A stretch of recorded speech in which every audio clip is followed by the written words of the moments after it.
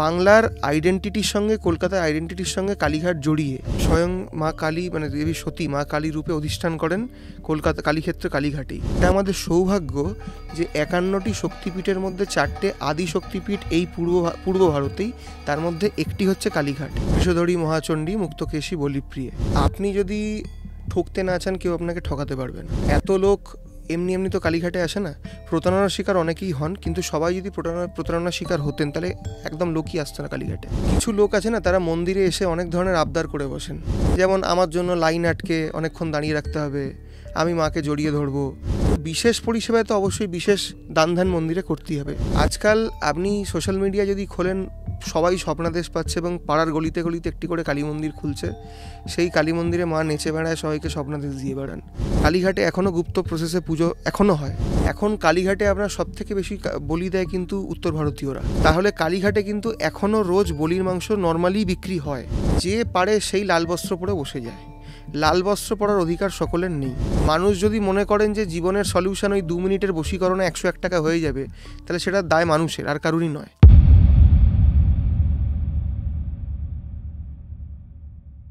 সঙ্গে সঙ্গীতায় আপনাদের সঙ্গে আমি সঙ্গীতা। আজকে আমাদের আলোচনার বিষয় হলো কালীঘাট।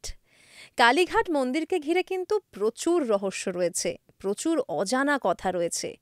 সেই রহস্যেরই সমাধান করতে আজকে আমাদের মধ্যে রয়েছেন কালীঘাট মন্দিরের সেবায়েত বাণীব্রত হালদার। সঙ্গে থাকুন।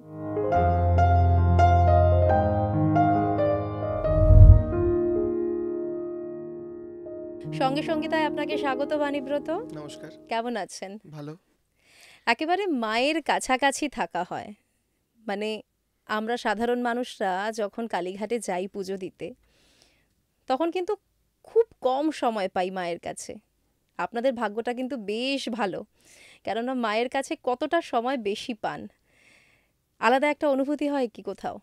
দেখুন, ব্যাপারটা হচ্ছে, এখানে কালীঘাটের মা কালী তো আমাদের পরিবারের কনিষ্ঠতম কন্যা হিসেবে পূজিত হন। তো আমরা ওনাকে পরিবারের একজন সদস্য হিসেবেই দেখি। তো ওনার সঙ্গে সময় কাটানোটা ওরকমই পরিবারের একজন নিকটতম সদস্যের সঙ্গে সময় কাটানোরই মতো। তো এবার দেখুন, অনুভূতি বলতে ওরকমভাবে যে খুব আলাদা দৈব কিছু অনুভূতি আমি সেটা বলবো না, বাড়িয়ে চাড়িয়ে আমি বলতে চাই না। বাট কোথাও না কোথাও এটা আমরা মা কালীর মানে কাছে থেকে এটা বুঝেছি যে মানে মানুষ যত জীবনে ভালো কাজ করবে, ধৈর্য ধরবে এবং নিজের ধর্ম পালন করবে, সে তত সেরকম তার ভালো ফল পাবে। ঠিক আছে, সেটা আপনি মায়ের সামনে 1 সেকেন্ডের জন্যই কাটান আর 1 ঘন্টা সারাদিন যতক্ষণই থাকুন। ধরুন সাধারণ মানুষ যারা আমরা, ধরুন কোনো মন্দিরে গেলাম, আমাদের একটাই মন খারাপ হয় যে মন্দিরে গিয়ে মায়ের সামনে বলুন, আমি যদি ধরুন বেনারসের কথা বলি, বাবা বিশ্বনাথের সামনে, সেখানেও বেশিক্ষণ দাঁড়ানোর সুযোগ হয় না। এটা বড় আফসোস প্রত্যেকটা মানুষের। যারা শুনছেন আমাদের এই পডকাস্ট তারাও রিলেট করতে পারবেন, কেননা যখন আমরা সবাই কথা বলি তখন কিন্তু প্রত্যেকেই একটা কথা চলে আসে যে মন্দিরে গিয়ে পুজো দিয়ে শান্তি পাওয়া যায় না। তো সেই জায়গাটা তো কোথাও না কোথাও থেকেই যায় যে একটু সময় বেশি পাওয়া যায় না। আসলে ভিড় বড্ড বেশি, তাই না? হ্যাঁ, দেখুন, সবাইকে সুযোগ দিতে গেলে তো মানে একটু তাড়াহুড়ো থাকবে, একটু লাইন চালু রাখতেই হবে। কিন্তু কেউ যদি মনে করেন যে তিনি মায়ের বিশেষভাবে পুজো দিতে চান, সময় বেশি কাটাতে চান, তো তাদের কাছে অপশান রয়েছে। ওনারা সেবায়েতের সঙ্গে আলোচনা করে, যোগাযোগ করে, সেবায়েতের যজমান হিসেবে যদি উনি যান সেবায়েতের পালায়, উনি অবশ্যই বেশিক্ষণ সময় কাটাতে পারবেন। তো সেই অপশানটাও মানুষের কাছে আছে। আজকে আপনাকে সামনাসামনি পেয়ে গেছি, অনেক অনেক প্রশ্ন রয়েছে কালীঘাট নিয়ে। দেখুন, কালীঘাট, আমরা আছি কালীক্ষেত্রেই, কলকাতায় রয়েছি। অনেক ইতিহাস রয়েছে, অনেক রকম ইতিহাস রয়েছে, মানে বিভিন্ন রকমের তত্ত্ব কিন্তু সামনে উঠে আসে। আপনার কাছ থেকে জানতে চাইবো, আপনার কাছে ইতিহাসটা, এই যে কালীঘাটের ইতিহাসটা সম্বন্ধে কি কি তথ্য রয়েছে? দেখুন, কালীঘাটের ইতিহাস বলতে অনেক তো জনশ্রুতি রয়েছে। তো আমি তার মধ্যে আমাদের পরিবারে যেগুলো আমরা শুনে এসছি, আমি সেইগুলোই বলবো। এবং আমি রেকমেন্ড করবো যে আমি সঙ্গে একটা বই নিয়ে এসছি, সেটি হচ্ছে কালীক্ষেত্র দীপিকা বা দি অ্যান্টিকুইটিস অফ কালীঘাট। কারুর যদি মনে হয় কালীঘাটের ইতিহাস ডিটেলে জানবে, যতগুলো ভার্সন রয়েছে ডিটেলে জানতে চায়, তারা এই বইটি পড়তে পারে। তো আমি যেটুকু আমার পরিবারের থেকে শুনেছি আমি সেটুকুই বলবো। তো যতজন আমরা সাধকের নাম পাই, ওনার মধ্যে অন্যতম হচ্ছেন আত্মারাম ব্রহ্মচারী। তো যখন কালীঘাট নিবিড় ঘন জঙ্গল ছিল, তখন আত্মারাম এই যেখানে আজকে আমরা মায়ের মন্দির দেখি, যে বেদির ওপরে মায়ের মূর্তি রয়েছে, সেই বেদিতে বসে উনি তপস্যা করতেন এবং মনে করা হয় যে ওটি ব্রহ্মবেদী, স্বয়ং ব্রহ্মা ওখানে বসে তপস্যা করে গেছেন। তো উনি তপস্যা করতে করতে একদিন হঠাৎ দেখেন যে একটি জ্যোতি আকাশ থেকে এসে যে কুণ্ড, যেখান থেকে আমরা সতী অঙ্গ পেয়েছি, যেটাকে আজকে আমরা কুণ্ডু পুকুর বলি, সেই কুণ্ডে এসে পড়ছে। তো উনি যথারীতি তল্লাশ করতে যান ওখানে, কিন্তু কিছু পান না। তারপরে উনি স্বপ্নাদেশ পান, দেবী সতী ওনাকে স্বপ্নাদেশ দেয় যে আমার দক্ষযজ্ঞের পর আমার যে বিষ্ণুর চক্রে যে 51টি অংশে দেবীর দেহ খণ্ড বিখণ্ড হয়ে বিভিন্ন জায়গায় ভূপতিত হয়েছিল, তো দেবীর ডান পায়ের 4টি আঙুল, বুড়ো আঙুল বাদ দিয়ে, সেই 4টি আঙুল ওই পুকুরে এসে পড়েছে এবং যাতে আত্মারাম ওই দেবী অংশটিকে নিয়ে এসে ওনার বেদিতে প্রতিষ্ঠা করান। এবং নীলগিরি পর্বতে একজন তপস্বী রয়েছেন যিনি মায়ের তপস্যা করছেন, ওনার নাম হচ্ছে ব্রহ্মানন্দগিরি। সেই ব্রহ্মানন্দগিরির সঙ্গে উনি দেখা করে তার ব্রহ্মানন্দগিরির কাছে একটি শিলা রয়েছে, সেই শিলাটিকে যাতে উনি এই বেদির ওপরে প্রতিষ্ঠা করেন। তো যথারীতি ব্রহ্মানন্দগিরির সঙ্গে ওনার পরিচয় হয় এবং এই দেবীর সতীর যে অংশ, সেইটিকে বেদির অগ্নিকোণে প্রতিষ্ঠা করা হয় কালীযন্ত্র এবং শ্রীযন্ত্র অঙ্কিত করে। এবং আজকে আমরা দেবীর যে মুখমণ্ডল দেখি, সেটি যে শিলা, সেই শিলা তো আগে এরকম ছিল না। অনেকের মতে মানে এটা মনে করা হয় যে স্বয়ং বিশ্বকর্মা নাকি ওই শিলাটাকে ওই ফর্মে এনেছেন। আবার অনেকের মতে এটা স্বয়ংভূ ওই ফর্মেই ছিল। অনেকে মনে করেন যে স্বয়ং আত্মারাম নিজে ওই মাকে ওই রূপটি দিয়েছেন। ঠিক তার আছে, মনে মায়ের যে রূপ ছিল। হ্যাঁ। এবার এখানে কিছু ঐতিহাসিক রয়েছে যে অনেকে এটাও মনে করেন যে যেহেতু আত্মারাম ব্রহ্মচারীর শিষ্য ছিলেন তখনকার যশোরের রাজা বসন্ত রায়, তো বসন্ত রায়ের ভাইপো প্রতাপাদিত্য যশোরেশ্বরীর মূর্তি স্থাপনা করেছিলেন, যশোরেশ্বরী মন্দির। তো মনে করা হয় সেই যেহেতু একটা কানেকশান ছিল, তাই যশোরেশ্বরীর মূর্তির সঙ্গেও কিন্তু মায়ের এই মূর্তির অনেক মিল রয়েছে, যেটা সাধারণ পাবলিক দেখতে পায় না। আমরা সেবায়েতরা জানি আসল মূর্তিটি কীরকম। তো যশোরেশ্বরীর মূর্তির সঙ্গেও কিন্তু কালীঘাট কালীর মূর্তির অনেক মিল রয়েছে। কালীঘাটে কালী মায়ের রূপটা নিয়ে একটু আপনার কাছ থেকে জানতে চাইবো। দেখুন, রূপ বলতে আমাদেরকেও আদেশ থাকে যে আমরা যাতে সম্পূর্ণ বর্ণনা না দিই। রূপ বলতে দেখুন, মায়ের যে মুখমণ্ডলটি আমরা দেখতে পাই, সেটা হচ্ছে ওই মেন যে শিলা, সেই শিলার কিছুটা পোর্শন। বাকি মায়ের 4 হাত সোনার, দাঁত এবং জিভ সব সোনার, কিন্তু দাঁত এবং জিভের যে পোর্শনটা, সেই পোর্শনটা মানে ওই শিলাখণ্ডের, সেটি কাপড় দিয়ে ঢাকা থাকে। এবং সেইটি কিন্তু আমরা কিছুটা দেখলেও আমাদের কিন্তু বলার অনুমতি একেবারেই নেই কীরকম, কারণ সেইটি খুবই বীভৎস রকমের। সাধারণ মানুষ যদি সেটা দেখে বা তার বর্ণনা শুনে নাও নিতে পারে সেই বর্ণনার রূপটা। আর দেবীর যদি শিলাখণ্ডের মানে দেবী সতীর যদি পদাঙ্গুলির কথা বলি, সেইটি ওই যে বেদির ওপরে দেবীর মুখমণ্ডলটি রাখা, সেই বেদির অগ্নিকোণে একটি সোনার বাক্সে রয়েছে। সেইটি কারুর দেখার বা এমনি নর্মালি হাতে স্পর্শ করার অধিকার নেই। যে দুজন সিনিয়র সেবায়েত ওটিকে স্নান করান, অভিষেক করান, তারা কিন্তু সারা শরীরে সাদা কাপড় বেঁধে নেন এবং চোখেও তাদের সাদা মোটা কাপড় বাঁধা থাকে। কোনো রকমই কিন্তু তারা দেখতে পান না, তারা স্বয়ং পুরোটাই অনুভূতির ওপরে জিনিসটা করেন। মানে দেখলে কোনো ক্ষতি হতে পারে, দেখলে অন্ধ হয়ে যেতে পারে এবং এমনি টাচ যদি কেউ করে তার গা হাত পা জ্বলে যেতে পারে। তার মানে হাতে কাপড় বেঁধে ধরার আগে একদম, এবং সেটি খুব মোটা কাপড়, মানে আপনি অনুভবও করতে পারবেন না ঠিক করে, মানে বুঝতে পারবেন কিছু একটা আছে, বাট এক্স্যাক্ট তার শেপ কীরকম বা কীরকমে সেটা অনুভব করার কোনো অপশন নেই আপনার কাছে। মানে যেদিন আপনাদের স্নান যাত্রা হয়, সেদিন মাকে স্নান করানো হয়, মায়ের এই যে শিলাখণ্ডটা রয়েছে, সতীখণ্ডটা রয়েছে, সেটা স্নান করানো হয়। তো ওটা কি বছরে একদিনই বছরে হয়। সেটি হয় আমাদের জ্যৈষ্ঠ মাসের পূর্ণিমাতে, যেদিন জগন্নাথ পুরীতে হয় সেই দিনও এখানেই হয়, কারণ ওই দিনেই শ্রী আত্মারাম ব্রহ্মচারী এবং ব্রহ্মানন্দগিরি মায়ের পদাঙ্গুলি এবং শিলা ওই ব্রহ্মবেদিতে স্থাপনা করেছিলেন। স্নানযাত্রার আগের দিন আমাদের একটি বিশেষ পুজো হয়, যেটাকে আমরা বলি অধিবাস পুজো। অর্থাৎ মা সতীকে আহ্বান জানানো হয় যে আপনি এই মূর্তি বা এই জায়গায় এসে অধিষ্ঠান করুন। তার পরের দিন সকাল থেকে স্নানযাত্রার প্রিপারেশন শুরু হয়। প্রথমে একটি বড়, সকাল থেকেই মন্দির বন্ধ থাকে, সিনিয়র সেবায়েতরা আসেন, ভট্টাচার্যী মশাইরা আসেন, একটি ডিটেলে আমাদের পুজোর কিছু নিয়ম আছে, সেসব পুজো হয়। তারপর মন্দির বন্ধ করে দেওয়া হয়। যারা মিশ্র পুরোহিত থাকেন ওই সময়, তারাও কিন্তু শুধুমাত্র সাহায্যের জন্যই, যে কোনো কিছু জিনিসপত্র লাগলে, তাদেরও কিন্তু সতী অঙ্গ দেখার বা স্পর্শ করার কোনো অনুমতি নেই। সিনিয়র সেবায়ত যারা তারা চোখে কাপড় বেঁধে হাতে কাপড় বেঁধে ওটিকে স্নান করান এবং সুরক্ষিতভাবে সেই বক্সের মধ্যে পুরে, এবং মায়ের যে সতী অঙ্গ সেটি 3টি আসল সোনার জড়ি দিয়ে তৈরি যে বেনারসি, সেই বেনারসি দিয়ে মুড়ে কিন্তু রাখা হয়। এবং সেই যে আসল বেনারসিটা যে সতী অঙ্গ জড়ানো, সেটাই কিন্তু স্নান আমরা ব্যবহার করি আমাদের পরিবারে অঙ্গবস্ত্র রূপে, মানে কোনো মাদুলির মধ্যে বলুন বা বাড়িতে আমি রাখি সুরক্ষার জন্য। সেই অঙ্গবস্ত্র কিন্তু আপনি কোথাও পাবেন না, সেবায়েতরা কাউকে দেয় না। এবং সেই যে গোমুখ ভৃঙ্গ থেকে স্নান করানো যে জল সতী অঙ্গ, সেটাই আমরা স্নানযাত্রার জল হিসেবে ব্যবহার করি। তো সেই জলের সঙ্গে কিন্তু গোলাপ জল মিক্স করে আমরা বিভিন্ন দর্শনার্থীদের দিই অ্যাজ স্নানযাত্রার জল। এবং মায়ের যে দেহের যে কাপড়গুলো সেগুলো তো এক প্রকারের হলো অঙ্গবস্ত্রই হলো, তো সেইগুলো আমরা অঙ্গবস্ত্র হিসেবে এদের মধ্যে বিতরণ করি, এবং সেটা বিনামূল্যে, কোনো মূল্য এর জন্য নেওয়া হয় না। মানে এত একটা মানে কি বলবো প্রচন্ড স্পেশাল জিনিস, সেটা কোনো কাউকে দেওয়াটা তো চলে না সেই অর্থে। কিন্তু অদ্ভুত ব্যাপার হলো আপনি কথাটা বললেন বলে আমরা কিন্তু অনেক জায়গায় দেখতে পাই যে অঙ্গবস্ত্র হিসেবে বিক্রি করা হয়। তো সেটা তো ঠিক নয় তাহলে, তার মানে সেটা তো অ্যাকচুয়াল নয় না।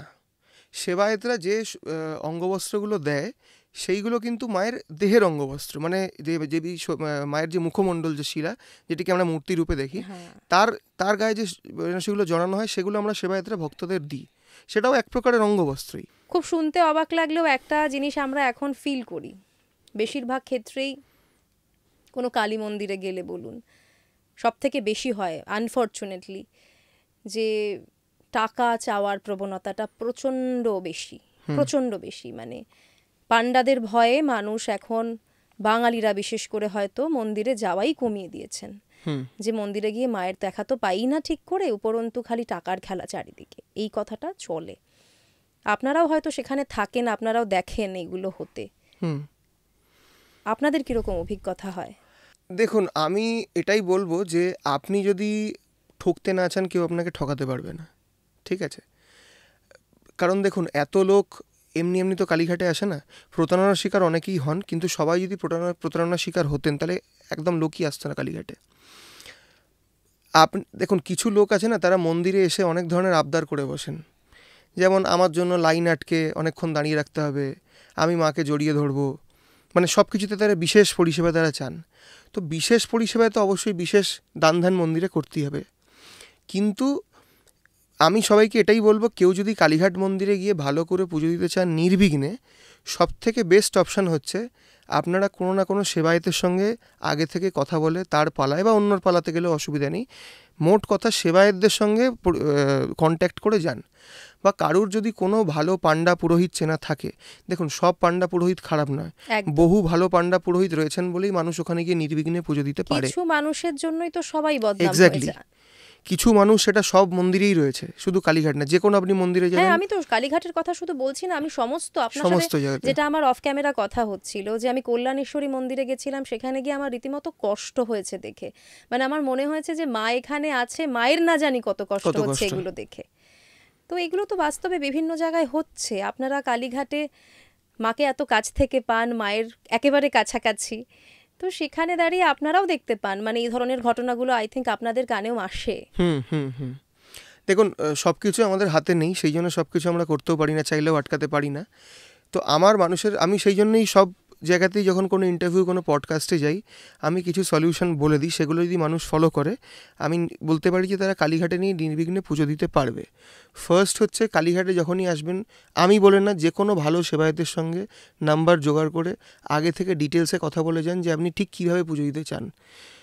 সেবায়েতের সঙ্গে গেলে নির্বিঘ্নে জিনিসটা হবে, বা কোনো ভালো পাণ্ডা পুরোহিত আপনার চেনা থাকলে তার সঙ্গে। এবার আপনার যদি এরকম মন হয় যে আমার সেবায়েত পাণ্ডা পুরোহিত কাউকে প্রয়োজন নেই, সেক্ষেত্রে বলি, আপনি কালীঘাট মন্দিরের যে কোনো ভালো ডালার দোকান থেকে ডালা কিনবেন, খুব সামান্য মূল্যতেও ডালা পাওয়া যায়, 50 টাকা, ইভেন 20 টাকাতেও ডালা পাওয়া যায়। আগের দোকানদারের সঙ্গে ক্লিয়ার কাট কথা বলে নেবেন। মন্দিরের 2 নম্বর গেটে যাবেন, 2 নম্বর গেট দিয়ে যে লাইন ঢুকছে, ক্যাজুয়াল লাইন, সেটা ডিরেক্ট গর্ভগৃহে যায় মায়ের সামনে। আপনার যদি কোনো মিডিয়ামের প্রয়োজন না হয়, আপনি 2 নম্বর লাইন দিয়ে ঢুকবেন, সোজা মায়ের সামনে যাবেন, সামনে যে পুরোহিত থাকবে তাকে ডালা ধরাবেন, তিনি মায়ের গায়ে ছুঁয়ে দেবে, পুজো করানোর হলে ওনাকে বলবেন, বক্সে আপনার যেরকম আপনার সামর্থ্য, যেরকম আপনার মন চায় সেরকম দক্ষিণা দেবেন। এবার অনেকে বলতে পারেন দক্ষিণার কথা কেন বলছেন, আমি সেক্ষেত্রে একটা কথা ক্লিয়ার করি। কালীঘাট মন্দির কিন্তু হালদার পরিবার চালায়, হালদার এবং বাকি আমাদের যারা দৌহিত্র সেবায়েত রয়েছে, মুখার্জি ব্যানার্জি, তো এটা ফুললি সেবায়েতদের দ্বারা অপারেটেড মন্দির, এতে কিন্তু সরকারি কোনো অনুদান আমরা পাই না। সুতরাং আমরা সেবায়েতরা যখন একটা মন্দির চালাচ্ছি, একটা মন্দির এত বড় মন্দির চালাতে প্রচুর খরচার দরকার হয়, তো আমরাও আশা রাখি যে ভক্তরা কিছু না কিছু দান করে যাবেন, যাতে আমরাও বিভিন্ন ধরনের মন্দিরে খরচা হয় যে যার সাধ্যমতো। সাধ্যমতো। যদি কেউ মন্দিরে এসে কোনো ধরনের সমস্যায় পড়েন, তারা মন্দিরের মধ্যেই পুলিশ রয়েছে, আপনারা সোজা পুলিশকে কমপ্লেন করবেন। মন্দিরের 1 নম্বর গেটের কাছে টেম্পল কমিটির অফিস রয়েছে, টেম্পল কমিটির অফিসে গিয়ে কমপ্লেন করবেন, বা কালীঘাট থানায় গিয়েও কমপ্লেন করতে পারেন। কোনো যদি আপনার মনে হয় মন্দিরের মধ্যে কেউ আপনার সঙ্গে কোনো প্রতারণা করছে টাকা পয়সা নিয়ে। আগের থেকে মনে হয় পরিস্থিতি অনেকটা পাল্টেছে এখন, অনেকটা তাই না? ভালো। যতটুকু আগের থেকে পরিস্থিতি মন্দিরে ভালো হয়েছে তার জন্য দায়ী একমাত্র সেবায়েতরা নিজের প্রচেষ্টায় সব মানে যথাসাধ্য চেষ্টা করছে যে যাতে অসাধু চক্র যারা রয়েছে মন্দিরে তাদেরকে সরিয়ে যাতে একটা মন্দিরে সুস্বাস্থ্যকর পরিবেশ আনা যায়। তাহলে তো এখন আশা করাই যাচ্ছে যে এখন যখন আপনাকে সামনে পাওয়া গেছে, আমাদের দর্শকরা আপনার সঙ্গেই যোগাযোগ করে নেবে। নিশ্চয়ই নিশ্চয়ই। কিছু কিছু জিনিস জানার রয়েছে আপনার থেকে, যেগুলো জানার মানে আমাদের সাধারণ মানুষদেরও প্রচন্ড ইন্টারেস্ট থাকে। মায়ের ভোগ বা মায়ের পুজো একটু ডিটেলে যদি আমাদের সঙ্গে শেয়ার করেন। প্রথমে আমাদের ভোর 4টের সময় মন্দির খোলা হয়, গর্ভগৃহ খুলে সবার আগে আমরা মাকে পুরনো আগেকার দিনের যে রাজবেশের শাড়ি, মালা খুলে ফেলা হয় এবং নতুন শাড়ি পরানো হয়। মাকে গোলাপ জল দিয়ে ওনাকে পরিষ্কার করে দেওয়া হয়, এবং তারপরেই আমরা যেটা করি, যেটা অনেকেই শুনেছেন, যে মায়ের একটি বিশেষ মিষ্টি রয়েছে, সেটা হচ্ছে ক্ষীরমোহন বা চ্যাপ্টা রসগোল্লা, যেটা হারান মাঝির দোকান থেকে আসে। তো ওনাকে আমরা চ্যাপ্টা রসগোল্লা হারান মাঝির দোকান থেকে এনে খাওয়ানোর পর ওনার মঙ্গল আরতি হয়, এবং সেবায়েত যারা আছে সেদিনকার যারা পালাদার, তারা নিচে যিনি শিব আছেন, শিবকে ডাব দই মাখিয়ে মাকে গায়ে অগরু, পারফিউম, যাতে নতুন মালা, শাড়ি এসব করিয়ে মঙ্গল আরতি করিয়ে আমরা পালা শুরু হয় আমাদের মন্দিরে। তারপর আমাদের বসে হচ্ছে সকাল 5টা নাগাদ নিত্য পুজো। তো সেই নিত্য পুজো মোটামুটি 3 ঘন্টার কাছাকাছি চলে। নিত্য পুজো পুরোপুরি সাত্ত্বিক মতে হয়, এবং সেখানে আমরা চাল, কলা, ফল, মিষ্টি, চিনির জল এসবের নৈবেদ্য দিয়ে আমাদের নিত্য পুজো হয়। তারপরে ভোর 6টার থেকে মোটামুটি নিত্যযাত্রীদের জন্য গর্ভগৃহ খুলে দেওয়া হয়, এবং যা যা আমাদের পালায় হয়, লোকে দর্শন করতে আসে, সব লোকের জন্য মন্দির খুলে দেওয়া হয়। এটা হলো সকালের পার্ট। এবার আসি দুপুরবেলা। দুপুর 1টার সময় মন্দির বন্ধ হয়।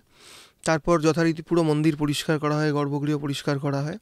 তারপরে মায়ের দুপুরের যে অন্নভোগ সেটি নিবেদন করা হয়। অন্নভোগটাই আমাদের প্রধান ভোগ। তার পদগুলো এরকম হয় যে ভাত, 5 রকমের ভাজা, ডাল, শুক্তো, তারপরে আপনার 2 থেকে 3 রকমের তরকারিটা আপনার সিজন ওয়াইজ, সেই সিজনে যেরকম সবজি অ্যাভেলেবেল। তারপর আপনার মাছ ভাজা, মাছও মোটামুটি 2-3 রকমের থাকে। তার মধ্যে বিশেষ করে আমরা আঁশযুক্ত মাছ আমরা ব্যবহার করি। যেমন মায়ের চিংড়ি খুব প্রিয়, চিংড়ি, ভেটকি, কাতলা, এই ধরনের মাছ থাকে। তারপরেই আসছে এটা আপনার পোলাও, বাসন্তী পোলাও, এবং মায়ের যেটা প্রধান ভোগ, মহাপ্রসাদ, সেটা হচ্ছে বলির পাঁঠার মাংস। এবং আমাদের একটা রীতি রয়েছে যে মাছের মাথা, এবং কম্পালসারি হচ্ছে প্রথম যে পাঁঠা বলি হবে সেই পাঁঠার মাথাটা মহাপ্রসাদে যাবে। তো মা পাঁঠার মাংস খাবেন পোলাও দিয়ে, বাসন্তী পোলাও দিয়ে। তারপর আপনার চাটনি, দই, মিষ্টি, পায়েস, পান, এইটা রেগুলারলি দেওয়া হয়। এবার আপনার বিশেষ বিশেষ পুজোর দিন বা বিশেষ বিশেষ ঋতুতে আপনার পদ পরিবর্তন হয়। হ্যাঁ, মানে মরশুমি শাকসবজিগুলো যোগ হয়। মরশুমি শীতকালে যেরকম অন্যান্য ফলের চাটনি, চালতার চাটনি, জলপাইয়ের চাটনি, এরকম সব পরিবর্তন হয়। গরমকালে পান্তা ভাত, এরকম বহু মাকে পান্তা ভাত দেওয়া হয়। কিছু সময়, বিশেষ করে দুর্গাপুজো না, কোনো একটি বিশেষ সময় এরকম আছে, ইলিশ মাছের মাথা দিয়ে শাকের চচ্চড়ি, ঠিক আছে, মানে আমরা বাড়িতে যেরকম খাই, যেরকম প্রপার বাঙালি, পিওর বাঙালি মিল, ওই রকম এক্স্যাক্টলি। তো তারপর ভোগ নিবেদনের পর মায়ের ভোগ আরতি, এবং বিকেল 4টে অবধি মন্দির বন্ধ। তারপর আবার 4টের সময় মন্দির খুলে যায় দর্শনার্থীদের জন্য। 4টের থেকে 6:30 অবধি দর্শনার্থী দর্শন হবে। 6:30টার সময় আবার লাইন বন্ধ করা দেয় ফর সন্ধ্যা আরতি। সন্ধ্যা আরতি প্রচুর ভিডিও আপনি পেয়ে যাবেন কালীঘাটে কীরকম হয়, বা কেউ এসেও দেখতেও পারেন। সন্ধ্যা আরতির পরে হয় আমাদের শীতল ভোগ নিবেদন। শীতল ভোগে আমাদের হচ্ছে লুচি, আলু ভাজা, বেগুন ভাজা, অনেক ধরনের ভাজা হয়। তার সঙ্গে আপনার আলুর দম, ছানার ডালনা, তারপরে আপনার পনির এবং আরও অনেক ধরনের সবজির যা যা তরকারি হয় পুরোপুরি সাত্ত্বিক মতে। তার সঙ্গে ক্ষীর, পায়েস, সুজি। মানে রাতের যে শীতল ভোগটা হচ্ছে তাতে কোনো রকম ভাবে কোনো আমিষ আমিষ নেই। কিছু থাকছে না। আমিষ একটাই দুপুরে। এইসব দিয়ে শীতল ভোগ হলো। তারপরে আপনার মন্দির রাত্রিবেলা 9টার সময় বন্ধ হয় এমনি দিনে। শনি, মঙ্গল, রবি রাত 10টায় বন্ধ, এমনি সময় রাত 9টায় বন্ধ। 9টায় বন্ধ হওয়ার পর আমাদের পুরো মন্দির ফাঁকা হয়ে যাওয়ার পর সব পরিষ্কার করে হয় মায়ের রাজবেশ। রাজবেশ হওয়ার পর আমরা মাকে বিভিন্ন ধরনের মিষ্টি খাওয়াই, তার মধ্যে ক্ষীরমোহন তো রয়েছে, ওটা মায়ের ফেভারিট মিষ্টি, চ্যাপ্টা রসগোল্লা। এবং এবারে আমাদের এখানে একটা মিষ্টির ব্যাপার হচ্ছে কোনো ধরনের ভাজা মিষ্টি হবে না, আইদার রসগোল্লা জাতীয় নয় ভালো সন্দেশ, ভাজা মিষ্টি কিছু হবে না। তো সন্দেশ খাওয়ানো হলো, তারপরে মায়ের শয়ন আরতি করে মন্দির বন্ধ। অনেক মানুষ এটা জানেন না যে কালীঘাটে কিন্তু রোজ বিনামূল্যে অন্নভোগ সেবা করা হয় সবার জন্য, যেটাকে আমরা নরনারায়ণ সেবা বলে থাকি। সেখানে পোলাও বা খিচুড়ি, তার সঙ্গে আলুর দম বা শাকের তরকারি, পায়েস এবং যেরম যজমান আমাদের দেন মাছ মাংসও তার সঙ্গে দেওয়া হয়। তো এটাও একটা কথা বলে রাখি, কেউ যদি কালীঘাট মন্দিরে এই ধরনের নরনারায়ণ সেবা করাতে ইচ্ছুক হন অ্যাজ যজমান, তারা স্পন্সর করতে চান, তাহলেও কিন্তু সেবায়তদের সঙ্গে যোগাযোগ করতে পারেন। আপনারা নিজে হাতে কিন্তু মায়ের ভোগ লোকেদের মধ্যে, ভক্তদের মধ্যে বিনামূল্যে পরিবেশন করতে পারবেন। কিন্তু এর মধ্যে মনে হয় মায়ের একটা তিলকের ব্যাপার রয়েছে, এই ব্যাপারটা যদি একটু বলেন। হ্যাঁ, এটা দেখুন, এটা অনেকে বলে যে এটা হচ্ছে বৈষ্ণব তিলক, মানে এটা যারা ছবি দেখেছেন তারা আইডেন্টিফাই করতে পারবেন যে শয়নারতির ঠিক সময় শয়ন করিয়ে দেওয়ার পর ওনার কপালে মানে যেরকম ডায়মন্ডের শেপ হয় ওরকম দুটো ডায়মন্ড শেপে আঁকা হয় চন্দন দিয়ে, শ্বেত চন্দন দিয়ে মায়ের ঠিক নাকের কাছে। তো এটা অনেকে বলে বৈষ্ণব তিলক, অনেকের মতে এটা হচ্ছে দুটো ডায়মন্ড শিব এবং শক্তিকে রিপ্রেজেন্ট করছে। তো এটা খুবই কন্ট্রোভার্সিয়াল যে ওটা আদতে কী। তো ওই তিলক আঁকার পর মাকে শয়ন দেওয়ানো হয়। মানে তিলকটা রেগুলার করা হয়? রেগুলার আপনার শয়নের আগে দেওয়া হবে, তারপর শয়ন হয়ে গেল। সকালবেলা মন্দির খোলার পর মাকে নতুন শাড়ি, নতুন মালা সব কিছু পরানোর পর আপনার যখন নিত্য পুজো বসবে তখনও একবার তিলক অঙ্কন করা হয়। আচ্ছা, ওই একই রকম, কিন্তু আবার নিত্য পুজোর পর তিলকটি মুছে দেওয়া হয়। তো অনেকে মনে করে যে যেহেতু আমাদের পরিবার বৈষ্ণব থেকে শাক্ত সম্প্রদায়তে এসছে, তো এবং আমাদের প্রথম পুরুষ যিনি ভবানীদাস চট্টোপাধ্যায়, উনি শাক্ত ধর্মে দীক্ষা নিলেও মনে প্রাণে কোথাও না কোথাও বৈষ্ণব ছিলেন। এবং উনি যখন ওপার বাংলা থেকে এখানে আসেন, উনি 3 জনকে নিয়ে এসেছিলেন সঙ্গে। সেটি হচ্ছেন বাসুদেব, মধুসূদন এবং শ্যামরাই। বাসুদেব হচ্ছে পাল যুগের একটি বিষ্ণু মূর্তি, যিনি আমাদের কুলদেবতা এখনও। আপনি যদি মায়ের গর্ভগৃহে যান, মায়ের যেদিকে অভয় হস্ত সেই দিকে একটু দেখবেন রূপোর কুলুঙ্গি রয়েছে। অনেকে মনে করে ওই রূপোর কুলুঙ্গির মধ্যেই সতী অঙ্গ রয়েছে, কিন্তু সেটা না। ওই রূপোর কুলুঙ্গির মধ্যে রয়েছেন বাসুদেব শয়ন মুদ্রায়, এবং মধুসূদন হচ্ছে নারায়ণ শিলা আমাদের পরিবারের, আর শ্যামরাই হচ্ছেন আমাদের পরিবারের রাধাকৃষ্ণ। মায়ের মন্দিরের ডান দিকে এখনও রাধাকৃষ্ণের খুব বড় মন্দির আছে শ্যামরাইয়ের, সেইখানে মধুসূদনও রয়েছেন। তো অনেকে এটাই মনে করে যেহেতু বৈষ্ণব থেকে শাক্ত হয়েছে তাই একটা বৈষ্ণব ইনফ্লুয়েন্স রয়েছে, এবং ভবানীদাস চেষ্টা করেছিলেন যাতে বলি প্রথা বন্ধ করা যায়। সেই জন্য আমাদের পরিবারের নামে কিন্তু রোজ বলি হয় না। রোজ যে পাঁঠা বলি হয়, মায়ের কাছে মাংস যায়, সেটি কিন্তু যে যজমান প্রথম পাঁঠা আনে তার নামে পাঁঠাটা বলি হয়। আমাদের পরিবারের নামে খুব সম্ভবত আপনার বছরে গুণে 3 বার বলি হয়: দুর্গা পুজো, কালী পুজো এবং মনসা পুজো। এছাড়া আমাদের পরিবারের নামে কিন্তু বলি হয় না। কালীঘাটে একদিকে যেরকম মায়ের কপালে তিলক হচ্ছে, কোনো রকমভাবে একটা বৈষ্ণব ধারার একটা প্রভাব এখানে দেখা যাচ্ছে, একই রকমভাবে বলিও চলছে। এবং আপনার সাথে যেটা কথা হচ্ছিল, বলি যথেষ্ট পরিমাণে হয় কালীঘাটে। তো দুটো খুব কন্ট্রাডিক্টরি ব্যাপার একদম। এবং যেটা এখন মাঝখানে এক প্রকারে প্রায় বন্ধই হয়ে গেছিলো, যেহেতু আমরা কলকাতা শহরে বাস করি, যে মহিষ বলি প্রায় হতোই না। কিন্তু এখন আমরা দেখছি বিগত 1-1.5 বছরে মহিষ বলিও খুব পরিমাণে বেড়েছে, বিশেষ করে আপনার শুক্ল অষ্টমী এবং অমাবস্যা তিথিতে খুব মহিষ বলি বেড়েছে।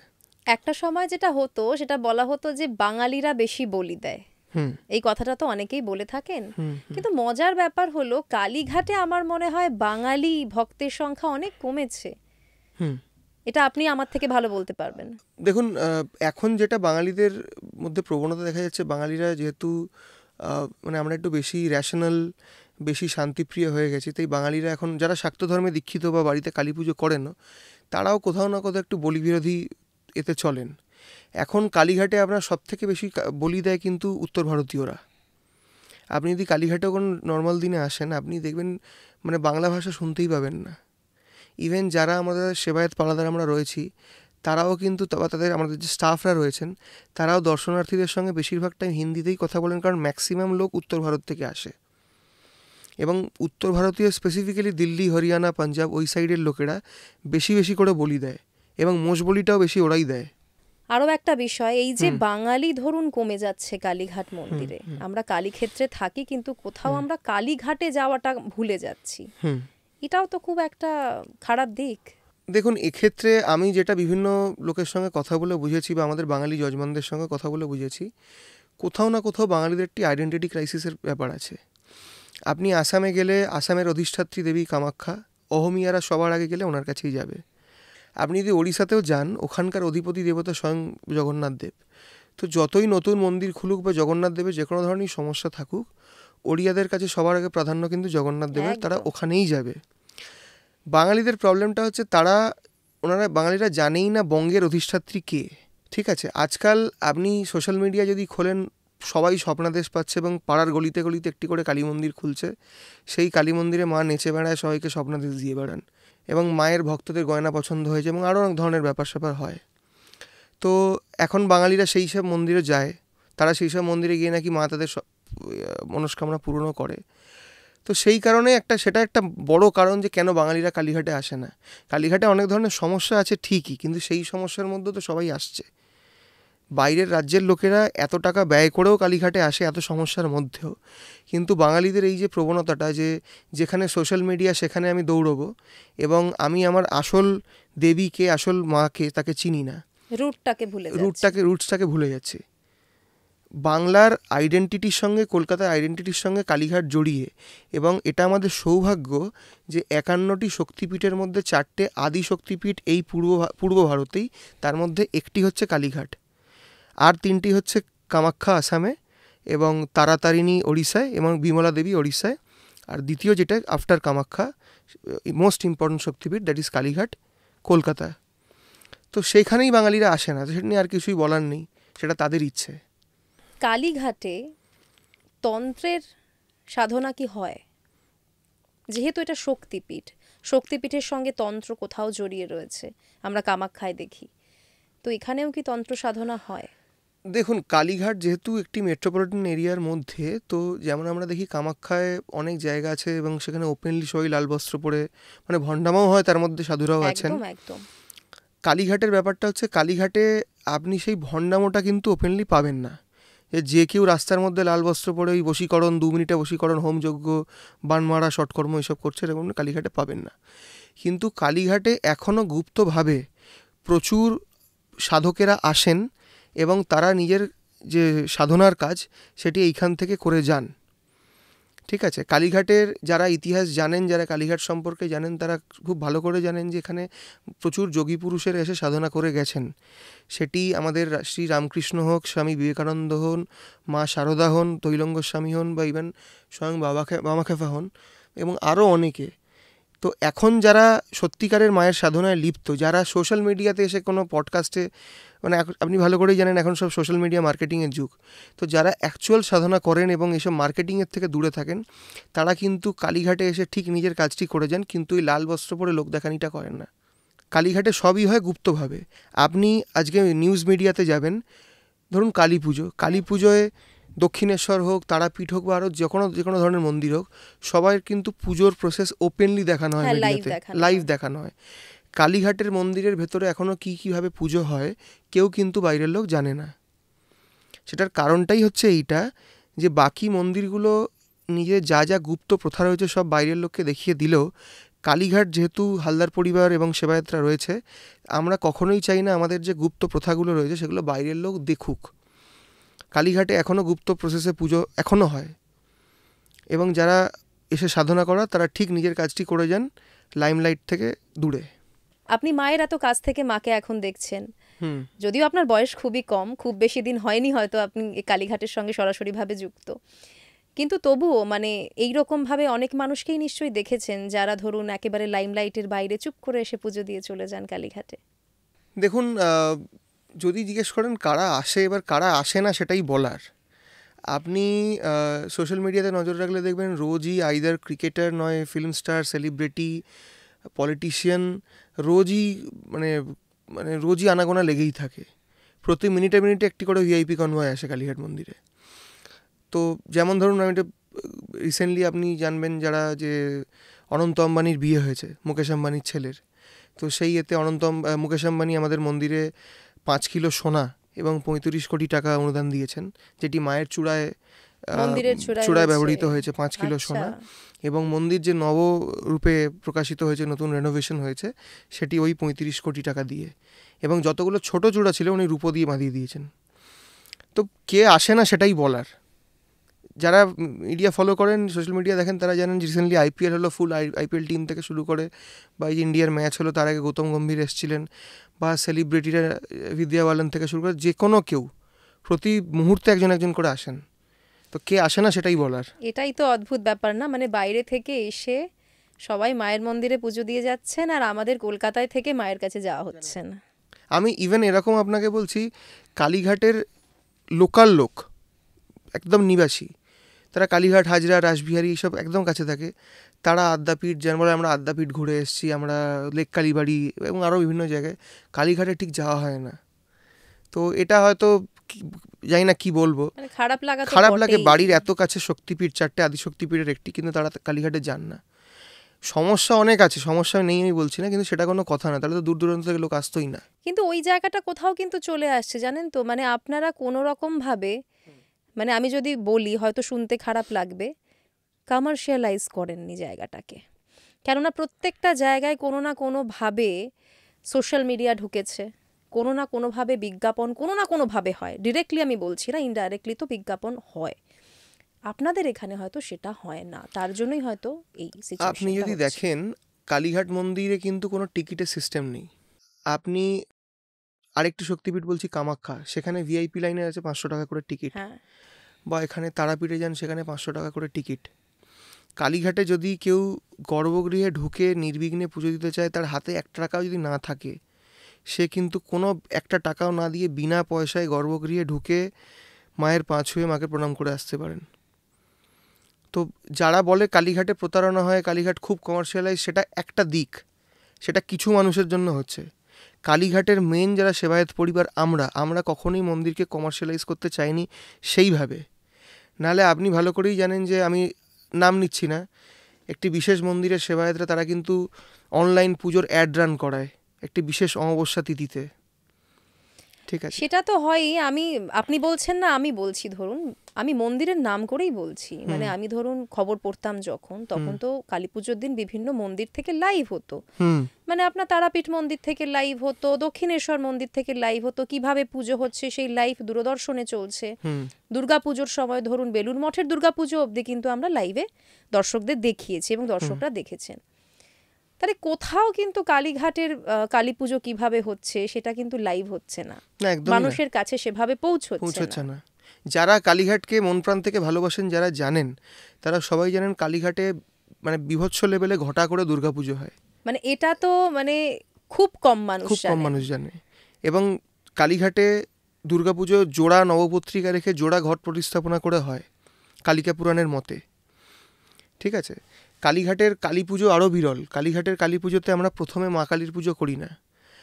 আমাদের পরিবার যেহেতু বৈষ্ণব ধারা থেকে ইনফ্লুয়েন্স, তাই আমাদের প্রথমে যেটা হয়, কালী পুজোর সন্ধেবেলা আমরা প্রথমে মহালক্ষ্মীর পুজো করি, অলক্ষ্মী বিদায় এবং মহালক্ষ্মীর পুজো। কিন্তু সেই মহালক্ষ্মীর পুজোতে আমিষ ভোগ নিবেদন করেই পুজো হয়, ঠিক আছে? আবার তারপরে রাতের বেলা নিশি আমরা পালন করি যখন, তখন মাকে আবার আমরা কালিকা রূপে পুজো করি। আপনার পরিবার নিয়ে কথা হচ্ছে, ধরুন আপনি মাঝে মধ্যেই বলছেন আপনাদের পরিবারের কথা। আপনাদের পরিবার কত বছর ধরে মায়ের সেবায় রয়েছে? আমি এই মুহূর্তে 27তম জেনারেশন। 27তম? হ্যাঁ, এবং আমাদের পরিবারের যদি আমি আদি কথা বলি, আমরা হচ্ছি মানে রাজা বল্লাল সেনের আমলে আমরা কনৌজ থেকে আসি। কনৌজ থেকে 5 ব্রাহ্মণ এসেছিলেন, তো তারই এক ব্রাহ্মণ হচ্ছেন দক্ষ, সেই দক্ষের বংশধর হচ্ছি আমরা, এবং আমি 27তম জেনারেশন। আমাদের যিনি প্রথম পুরুষ কালীঘাটে আসেন উনি হচ্ছেন ভবানীদাস চট্টোপাধ্যায়। উনি মুঘল আমলে এখানে এসছিলেন, ঠিক আছে, যখন আকবর দিল্লি শাসন করছেন। তো উনি এখানে আসেন যখন, তখন উনি দেখেন যে ভুবনেশ্বর ব্রহ্মচারী নামে এক তপস্বী, উনি মায়ের সেবা চর্চা করতেন। উনি মায়ের তখন সেবায়েত, এবং উনি ওনার যত এখানে কালীঘাটের তপস্বীরা আসতেন, তান্ত্রিকরা, সাধকরা আসতেন, ওনার কাছে পুজো দিয়ে যেতেন মায়ের। তো ভুবনেশ্বর এখানে এসে ভবানীদাস কালীঘাটে যখন আসেন, উনি ভুবনেশ্বরকে দেখে খুবই অভিভূত হন এবং ভুবনেশ্বর ব্রহ্মচারীকে বলেন যে আমি আপনার কাছে দীক্ষা নিয়ে মা কালীর সেবা করতে চাই। তখন ভুবনেশ্বর বলেন যে আমি 2টি শর্তেই তোমাকে দীক্ষা দিতে পারি। এক তো হচ্ছে যে যেহেতু ভবানীদাস ছিলেন বৈষ্ণব, এবং তো ওনাকে উনি বলেন যে আপনাকে বৈষ্ণব ধর্ম এক প্রকার ত্যাগ করে শক্তিমন্ত্রে দীক্ষা নিতে হবে এবং আমার কন্যা উমা দেবীকে বিয়ে করতে হবে। তখন ভুবনেশ্বর ব্রহ্মচারীর কন্যা উমা দেবীকে আমাদের প্রথম পুরুষ ভবানীদাস চট্টোপাধ্যায় বিবাহ করেন, এবং এখানে উনি পার্মানেন্টলি কালীঘাটে সেটেল হন। যখন সেটেল হন তখন উনি পূর্ববঙ্গ থেকে 3 জনকে সঙ্গে নিয়ে এসেছিলেন, যেটা আমি আগেই হয়তো বলেছি, যে বাসুদেব, শ্যামরাই এবং মধুসূদন। তো উনি এখানে এসে শাক্ত ধর্মে দীক্ষা নিলেও মনে প্রাণে বৈষ্ণব ছিলেন। তো উনি চেষ্টা করেন বলি প্রথা বন্ধ করার, এবং একবার এরকম ঘটনা হয়েছিল যে উনি মা কালীর পুজো করছেন, উনি হঠাৎ করে দেখেন যে মায়ের যে সিঁদুর, সেই সিঁদুরের থালায়, সিঁদুরের জায়গায় শ্বেতচন্দন, এবং মায়ের মুখের জায়গায় শ্যামরাইয়ের মুখ, অর্থাৎ শ্রীকৃষ্ণের মুখ। উনি সঙ্গে সঙ্গে পাশে শ্যামরাইয়ের মন্দিরে যান, গিয়ে দেখেন যে শ্যামরাইয়ের জায়গায় মায়ের মুখ এবং শ্যামরাইয়ের চন্দনের বাটিতে মায়ের লাল সিঁদুর। তো তখন থেকেই এই যেটা আমাদের তিলকের কথাটা আপনি উঠলেন যে তিলক কেন টানা হয়, তো মনে করা হয় যে ওইটির পরপর থেকেই আমাদের কালীঘাটে ওই যে পরিবারের নামে বলি, প্রতিদিন পরিবারের নামে বলি বন্ধ হওয়া, বা আমাদের কালী পুজোর দিন কালীর আগে মহালক্ষ্মীর পুজো করা, বা মায়ের রাতে যে শ্বেতচন্দনের তিলক কাটা, এই প্রথাগুলো আনুমানিক ওই সময় থেকেই শুরু হয়, মানে বহু বছর আগে থেকেই, মুঘল আমল থেকে। এবং তখনই ভুবনেশ্বর ব্রহ্মচারীর কাছ থেকে যখন উনি কালীঘাটের দায়িত্বভার নেন, তখনই আমরা 595 বিঘা জমি মায়ের মন্দিরের কার্যে, যেটা রাজা বসন্ত রায় দান করে গেছিলেন, সেইটি আমরা পাই, এবং এখানকার ভূস্বামী হই আমরা। তো ভবানীদাসের পরে ভবানীদাসই প্রথম মানে পূজা যখন করতেন, এই যে জমিদারি এক প্রকার আমরা পেলাম 595 বিঘা, তারপরে আমাদের পরিবার কিন্তু পুজো করা বন্ধ করে দেয় এক প্রকারে। এখন যদি আপনি কালীঘাটে যান, কালীঘাটের মায়ের নিত্য পুজো কিন্তু সেবায়েতরা করে না।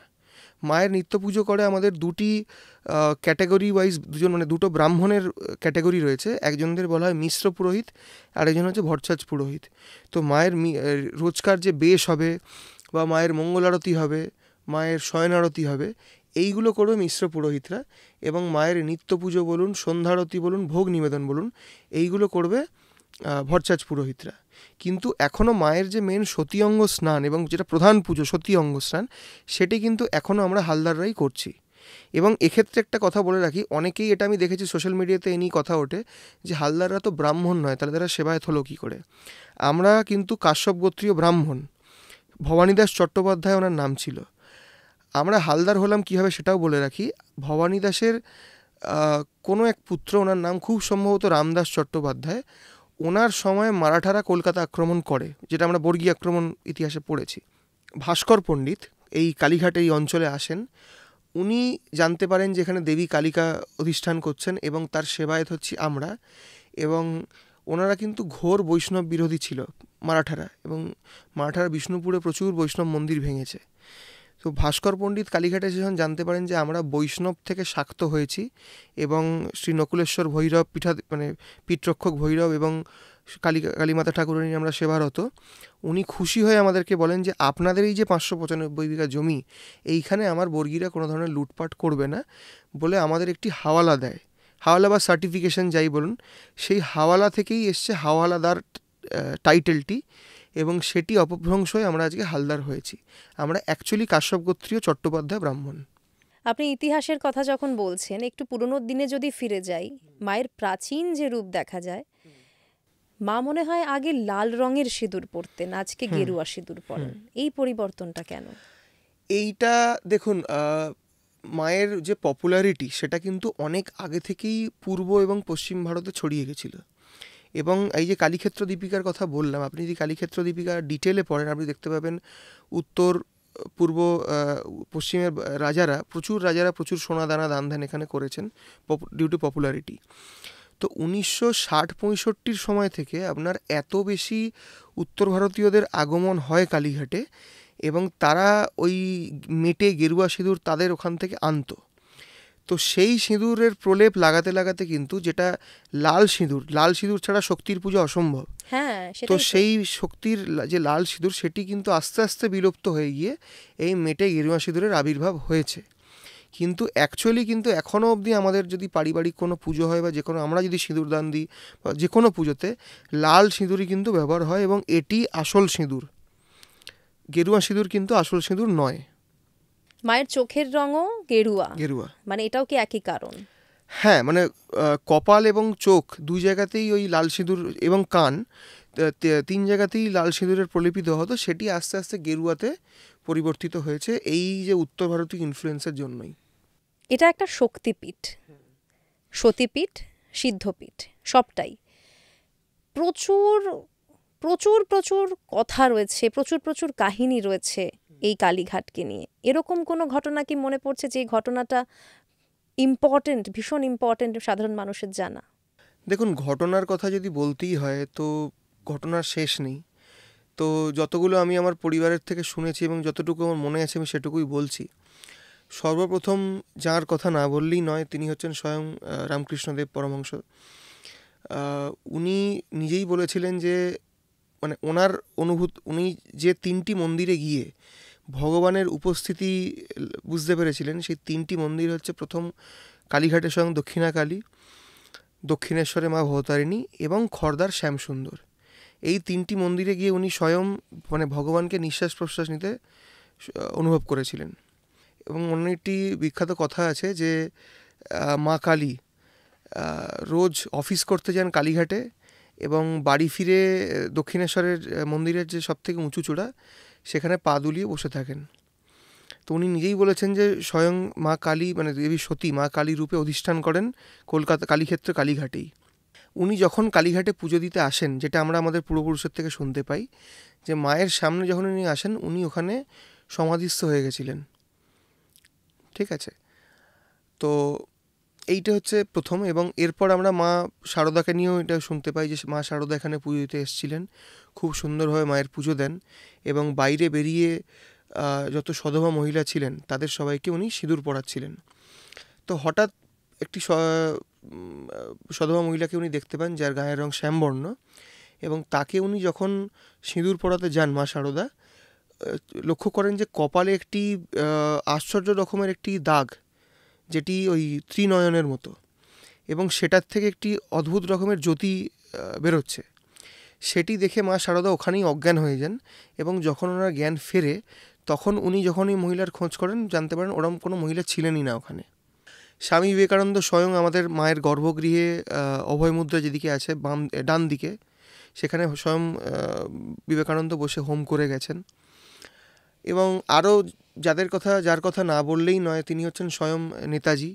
উনি যখনই কোনো শুভ কার্যে যেতেন, মায়ের এখানে পুজো দিয়ে যেতেন।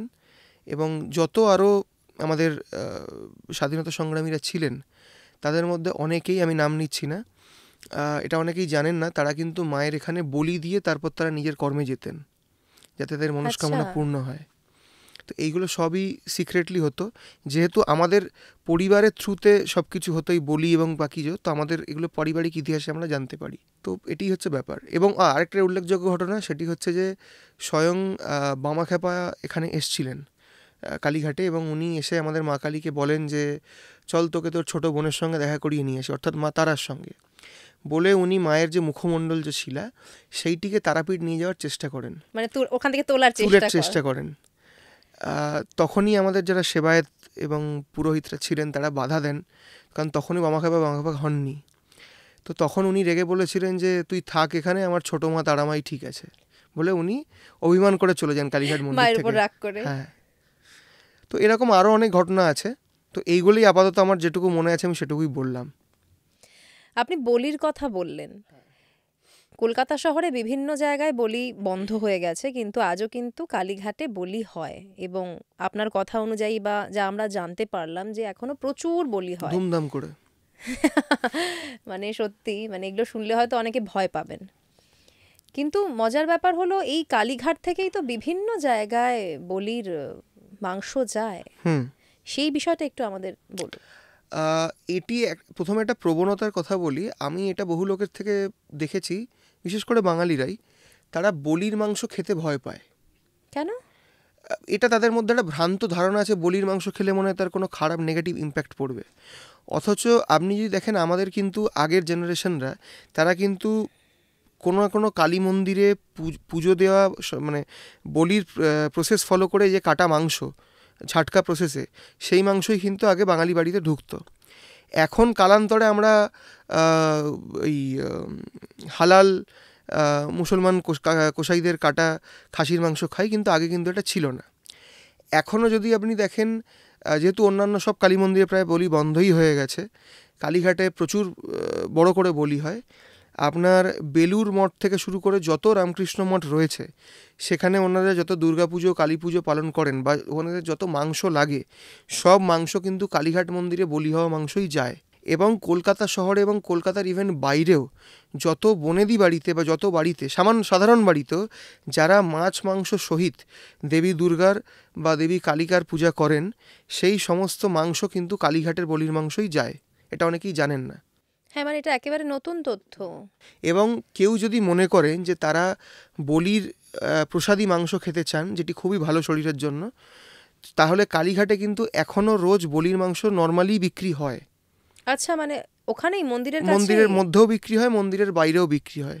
মন্দিরের মধ্যে একদম বলি করানো মাংসই বিক্রি হয়, এবং মন্দিরের বাইরে কিন্তু মানে বলি করানো নয়, কিন্তু আমাদের যেটা হিন্দুদের যেটা নিয়ম ঝাটকা প্রসেসে, সেই ঝাটকা প্রসেসে কাটা পাঁঠার মাংস এখনও বিক্রি হয়। কেউ যদি মনে করেন তারা বাড়িতে নিয়ে এসে হালাল মাংস খাবেন না, ওই মাংস খাবেন, নিতে পারেন কালীঘাট থেকে। কারোর জানা না থাকলে আমাদের সঙ্গে যোগাযোগ করবেন, আমরাই বলে দেবো, গাইড করে দেবো। এই যে আমরা বলি নিয়ে আলোচনা করছি, অতীতেও বলি হয়েছে কালীঘাটে, আজও বলি হচ্ছে। আমি কামাখ্যায় গেছিলাম রিসেন্টলি, সেখানেও তো বলি হয়, কিন্তু অনেক জায়গায় তো বলি হয় না। এবং আজ কিন্তু বলি নিয়ে প্রচুর প্রশ্নও ওঠে। মানুষ প্রশ্ন করেন যে কেন কালী পুজোয় বলি দিতে হবে। অনেকেই বলেন যে এই বলিটা মায়ের জন্য নয়, তার আশেপাশের মানুষজনদের জন্য। এই নিয়ে আপনি কি বলবেন? দেখুন, প্রথমত বলি, শক্তি পুজো বলি ছাড়া অসম্ভব। মহানির্বাণ তন্ত্রে স্বয়ং সদাশিব বলে গেছেন যে মায়ের পুজো বলি ছাড়া পসিবলই নয়। পসিবল নয় মানে কি, আপনি মায়ের পুজো করলেন ঠিক আছে, বাট সম্পূর্ণ সাধনা, সম্পূর্ণ পুজো রুধির ছাড়া, বলি ছাড়া সম্পন্ন নয়। আমরা মায়ের মন্ত্রেই দেখতে পাই, কৃষধরী মহাচণ্ডী মুক্তকেশী বলিপ্রিয়ে, বা রুধির প্রিয়া বলা হয় ওনাকে। তো বলি হবে, বলি এবং বলির যে রুধির, সেটা ছাড়া কোনো রকমের কালীর পুজো সম্পন্ন একদমই নয়। তো কালীঘাটে আজীবন বলি হয়ে এসছে। আমাদের পূর্বপুরুষ বৈষ্ণব ভাবধারা থেকে যারা বিলং করতেন, তারা প্রচুর চেষ্টা করেছেন, চেষ্টা করেও বন্ধ করতে পারেননি। আমরাও কোনো দিন বন্ধ করব না। কালীঘাটে চিরকাল বলি যেরকম চলছে এরকমও চলবে। ইভেন বলির আরও বাড়ছে কালীঘাটে রোজ, মহিষ বলি বিশেষ করে। বন্ধ করার চেষ্টা হয়েও করা যায়নি কেন? দেখুন, এটা আমি বলবো মায়ের ইচ্ছে, ঠিক আছে। কোর্ট অনেকভাবে চেষ্টা করেছে বলি বন্ধ না করলেও কন্ট্রোল করার, কম বলি করানোর, কিন্তু মায়ের যারা ভক্ত তারা দিন দিন বৃদ্ধি পাচ্ছে। এবং কালীঘাটে সত্যি কথা বলতে আমরা বহু জায়গায় শুনি মন্দিরে বলি প্রথা বন্ধ হয়ে গেল, সরকারিভাবে বন্ধ হলো, বা পুরোহিত সেবায়েতরা নিজেরা বন্ধ করলেন। কিন্তু কালীঘাটে উল্টো, একদম উল্টো। কালীঘাটে আমরা দেখছি যে বলি বাড়ছে, এবং মানে বিশেষ করে যে মহিষ বলি, যেটা এক প্রকারে প্রায় কালীঘাটে মাঝখানে বন্ধই হয়ে গেছিলো, সেটা দিনকে দিন আরও বেড়ে চলেছে। তো এটা সবই মায়ের ইচ্ছা। এবং মায়ের যেখানে বলি হয়, বলিঘরের ঠিক সামনেই কিন্তু আপনার শ্যামরাইয়ের মন্দির, অর্থাৎ শ্রীকৃষ্ণের, যিনি আমাদের কুলদেবতা। তো শ্যামরাইয়ের চোখের সামনেই কিন্তু মা বলি নেন মহিষ এবং ছাগলের। তো ভগবান যা চায় সেটাই হবে, জোর করে তো কিছু করার দরকার নেই। কালীঘাটে বলি হচ্ছে এবং হবে। মানে বলি বন্ধ করতে গিয়ে কি কোনো সমস্যা হয়েছে, এরকম ঘটনা কিছু আছে? দেখুন, ব্যাপারটা হচ্ছে যে বলি এই মুহূর্তে যদি আমরা হুট করে বন্ধ করে দিই, তার অনেক ধরনের নেগেটিভ ইম্প্যাক্ট পড়বে বোধ সেবায়েত পরিবার ওপরে এবং যারা মন্দিরের সঙ্গে যুক্ত পুরোহিত বা ভক্তরা আছে তাদের সবার ওপরে। কারণ যে দেবতা যাতে সন্তুষ্ট, মা বলি গ্রহণ করেন, মা মাছ মাংস গ্রহণ করেন, তাকে যদি আমরা এটা না দিই, সেটা তো কোনোভাবে ঠিক হবে না। শাস্ত্র বলছে বলি প্রয়োজন আছে, মহানির্বাণতন্ত্রে সদাশিব বলছেন। তো সেখানে আমার মনে হয় না আমাদের নিজস্ব গাজোড়ামি কোনো ধরনের করা উচিত বলি বন্ধ করানো। এতে যারা মনে করেন যে সাত্ত্বিক মতে হবে, তারা সাত্ত্বিক মতে মায়ের পুজো করতেই পারে, ফল মিষ্টি দিয়ে, কোনো তাতে বাধা তো নেই, ঠিক আছে। যারা মায়ের ভক্ত শাক্ত প্রপার নিয়ম মেনে করবে তাদেরকে করতে দেওয়া হোক। আর বলি তো আগেকার মতো ওপেন এয়ারে হয় না, একদম লোকের সামনে তো রক্তপাত হয় না, বলি বন্ধ অবস্থাতেই হয়। যার মনে হবে সে বলি করাবে বা বলি দেখবে, সে বলি ঘরে ঢুকবে। বাইরের লোকের তো বলি দেখার কোনো অপশন নেই এখানে। আজও কিন্তু কামাখ্যাতে সবার সামনেই বলি হয়, মানে এমন অনেক মন্দির রয়েছে যেখানে আজও সবার সামনেই হয়। আমরা কামাখ্যা নিয়ে কথা বলছি, ধরুন এই যে কামাখ্যাতে বা তারাপীঠে বিভিন্ন জায়গাতেই আমরা দেখি, আপনার সাথে এর আগেও কথা হচ্ছিল, যে বিভিন্ন মানুষ কিন্তু কামাখ্যার নাম ইউজ করে বা তারাপীঠের নাম ইউজ করে তারা নিজেদের স্বার্থসিদ্ধি করছেন। কালীঘাটের ক্ষেত্রে কিন্তু এটা খুব কম দেখা যায়। এই বিষয়টা কি বলবেন? দেখুন, তারাপীঠ বা কামাখ্যায় তাও অতটা ওপেনলি না, তারাপীঠে আমি বেশি ওপেনলি হয়। যে পারে সেই লাল বস্ত্র পরে বসে যায়। লাল বস্ত্র পরার অধিকার সকলের নেই, কিন্তু সবাই আজকাল তারাপীঠ সিদ্ধ, কামাখ্যা সিদ্ধ নাম দিয়ে লাল বস্ত্র পরে লোককে উল্টোপাল্টা বোঝাচ্ছে। এর জন্য মানুষ বেশি দায়ী। মানুষ যদি মনে করেন যে জীবনের সলিউশন ওই 2 মিনিটের বশীকরণে 101 টাকা হয়ে যাবে, তাহলে সেটা দায় মানুষের, আর কারুরই নয়।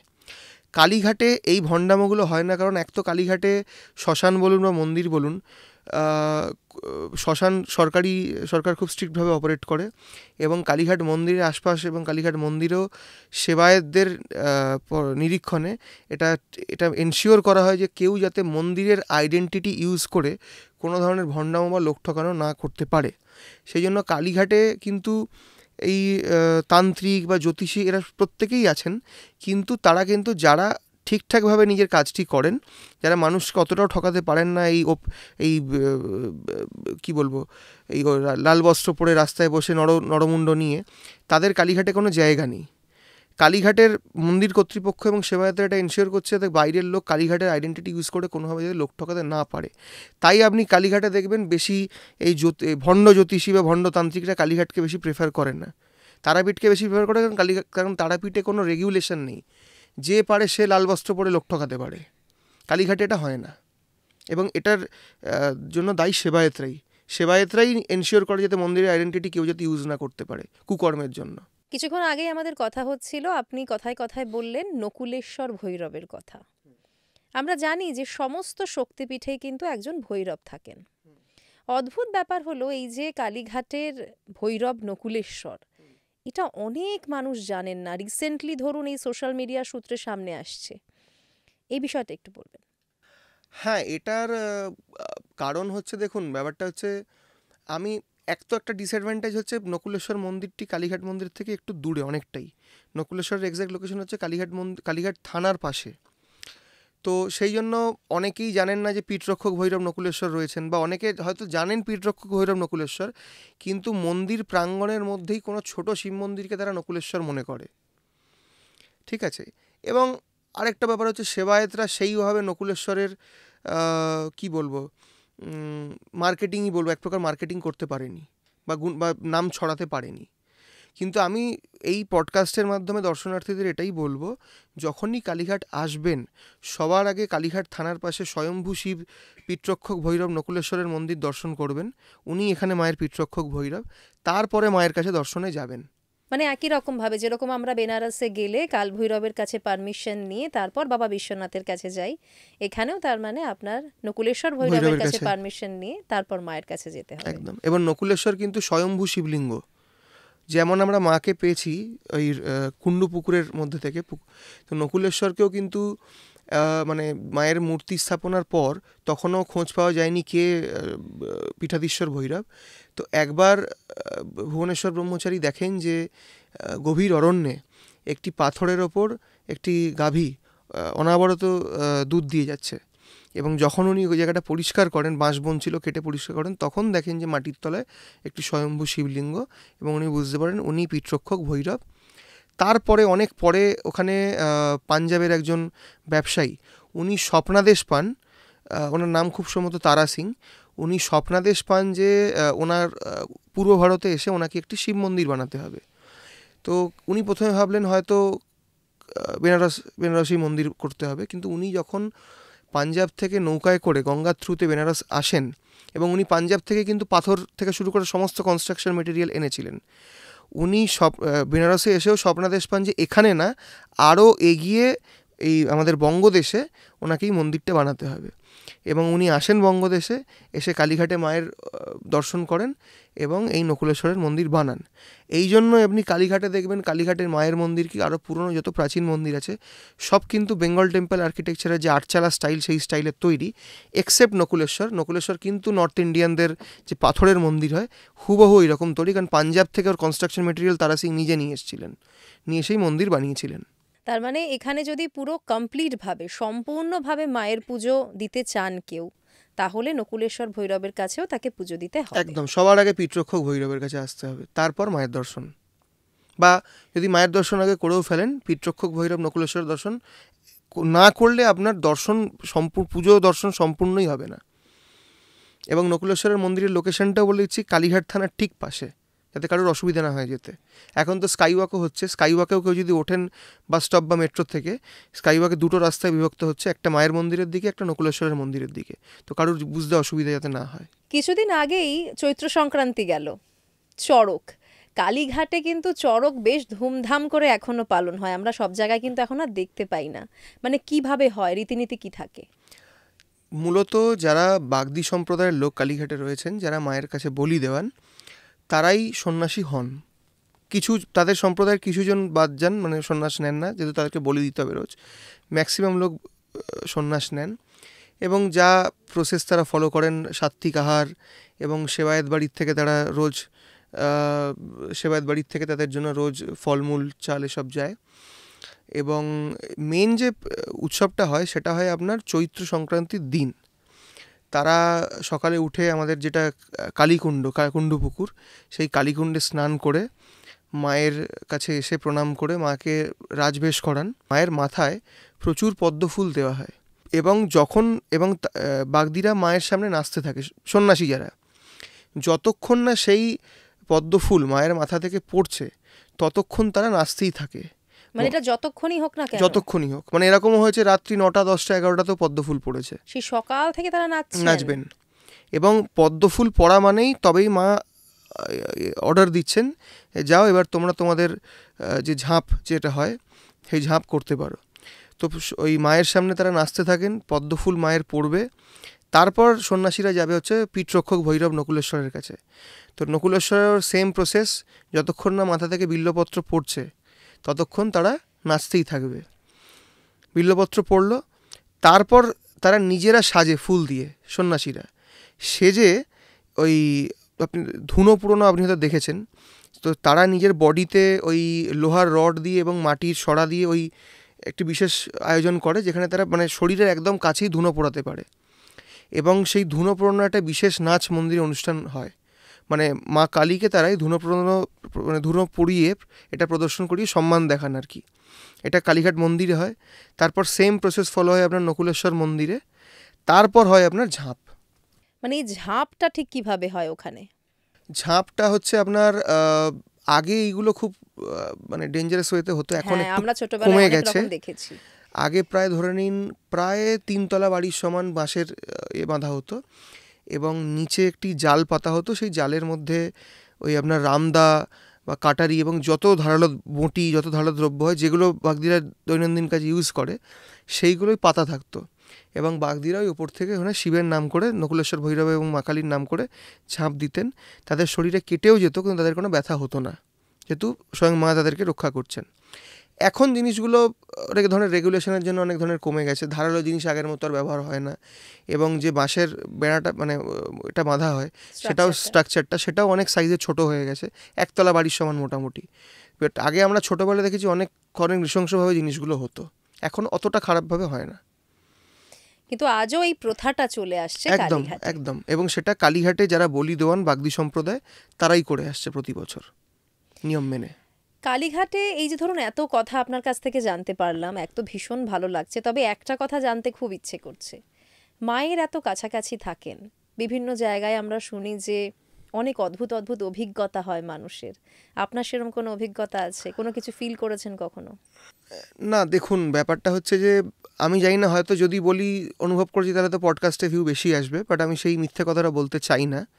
সেটা হচ্ছে যে আপনি যত ভগবানের সামনে থাকবেন, বা আমি যদি বলি যে আমি একটি বিশেষ ব্রাহ্মণ পরিবারে আমার জন্ম এবং একটি বিশেষ মন্দিরের দায়িত্বভার আমার এবং আমার পরিবারের হাতে রয়েছে, তো সেই জন্য মন্দির, ধর্ম, মানুষের ভাবনা চিন্তা এগুলো সবই না একটা অন্য প্রিজম আমরা দেখতে পাই, অন্য অন্য অ্যাঙ্গেল থেকে। তো সেই অ্যাঙ্গেল থেকে আমি এটাই বলতে চাই, মানুষ আজকাল খুব বেশি কুসংস্কারের দিকে চলে যাচ্ছে। আজকাল আপনি সোশ্যাল মিডিয়া বা মিডিয়া খুললেই দেখবেন প্রায় প্রতি পাড়ার গলিতে গলিতে কোনো না কোনো মন্দিরে মা স্বপ্নাদেশ দিচ্ছেন, এবং সেখানে একটা করে মন্দির এবং তার মধ্যে কমার্শিয়াল অ্যাক্টিভিটিস চালু হয়ে যাচ্ছে। কিন্তু আমি মায়ের সামনে থেকে যেটা এখন অবধি যেটা আমার অভিজ্ঞতা হয়েছে গত 1.5-2 বছরে, যে আপনি যদি জীবনে নিজের কর্ম ঠিক করে যান, আপনার যেটা প্রাপ্য সেটা আপনি 100 বার পাবেন। সেটার জন্য আপনাকে এমনও নয় যে মাকে প্রচুর টাকার জিনিসপত্র দিতে হবে, প্রচুর সাধনা করতে হবে, এরকমও নয়। আপনার যদি ভালো কাজ আপনি করে থাকেন, আপনার প্রাপ্যটা আপনি ঠিকই পাবেন। এবং যারা কুকর্মের সঙ্গে জড়িয়ে তারা যতই মাকে দামি দামি দ্রব্য দিয়ে দিক, আরাধনা করে নিক, পুজো করে নিক, তারা কিন্তু ঠিক শাস্তি এখানেই ভুগে যেতে হবে তাদেরকে, তার থেকে কোনো নিস্তার নেই। খুব ভালো লাগলো আপনার সাথে কথা বলে, অনেক কিছু জানতে পারলাম। আশা করি ভবিষ্যতে আমরা আবারও মাকে নিয়ে কোনো স্পেশাল এপিসোড এরকমই করব। অনেক ধন্যবাদ, খুব ভালো থাকুন। নমস্কার।